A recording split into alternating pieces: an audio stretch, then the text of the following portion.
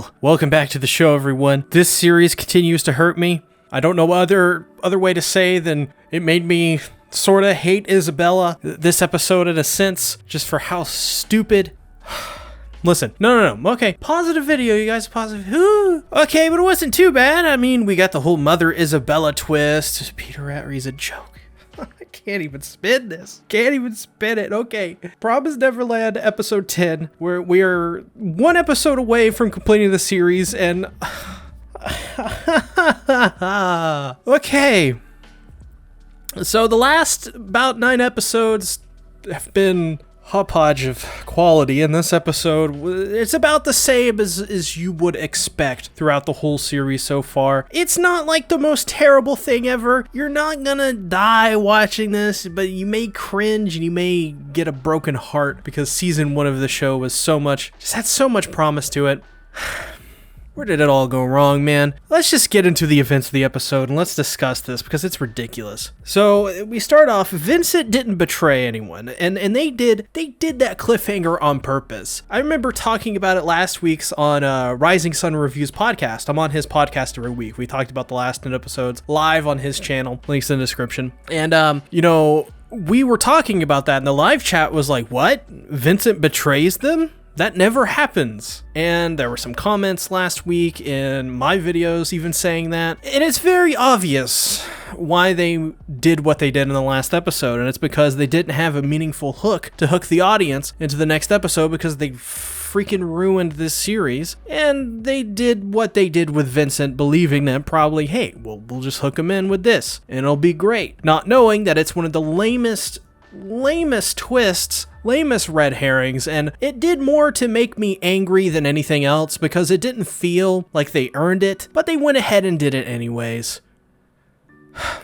But Peter Rattery is a joke. This whole episode, this guy comes off as not even a B movie villain, like a C movie, like one of those like Die Hard villains where he's just like, how dare you, checkmate, I have you figured out, you can't defeat me, I'm evil. And then they beat him, like God.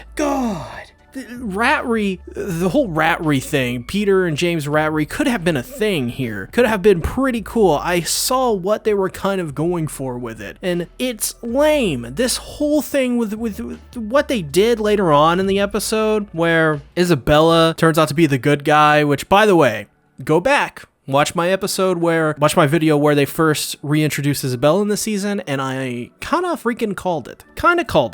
And must I say, it doesn't make me happy to say that I called it. Nothing about any of this was good. But, so the chips are, God damn it, where am I at here?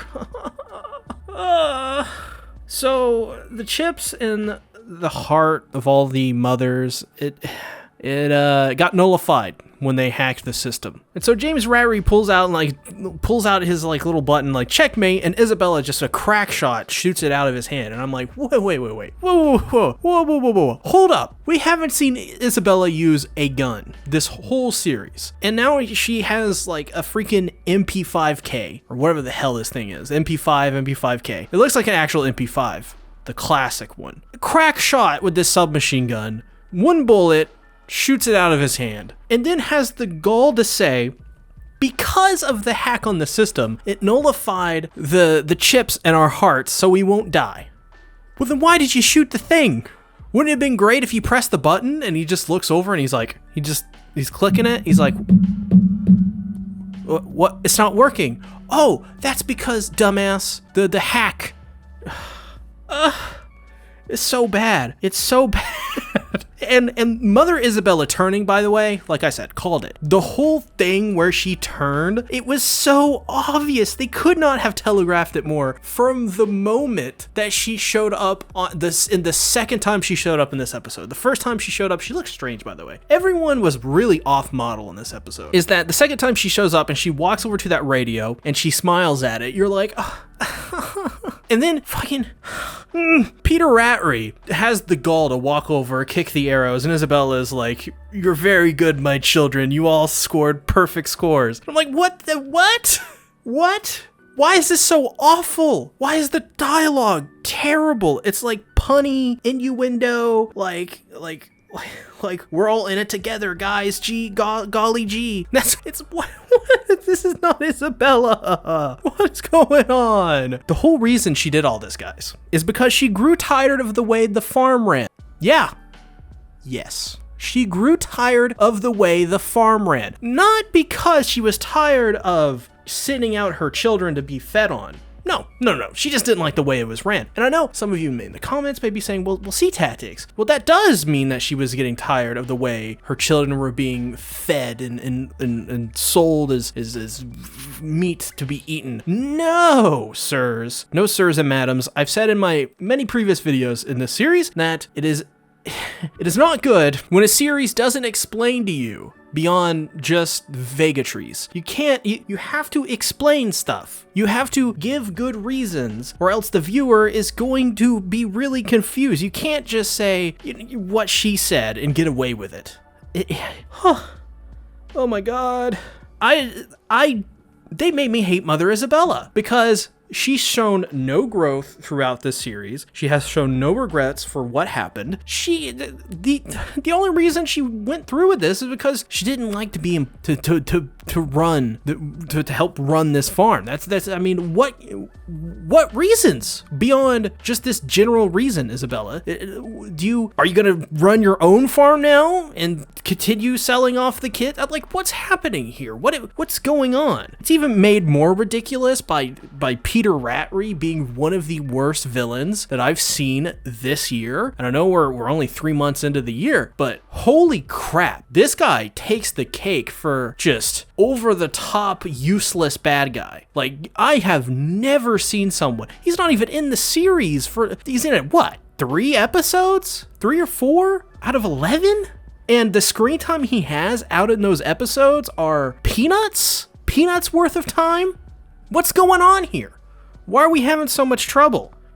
And like, I could talk about like the other stuff, like when you have a salad, it's not just like the lettuce or whatever. It's not just, or the salad dressing, or it's not just the ranch. It's not just the tiny bits of carrot or cucumbers or tomatoes, the cheese. It's everything, right? What makes a salad good is you have everything in the bowl mixed together. This was like just the fucking salad lettuce. Like, that's not good. I don't want to eat that. This is what this was.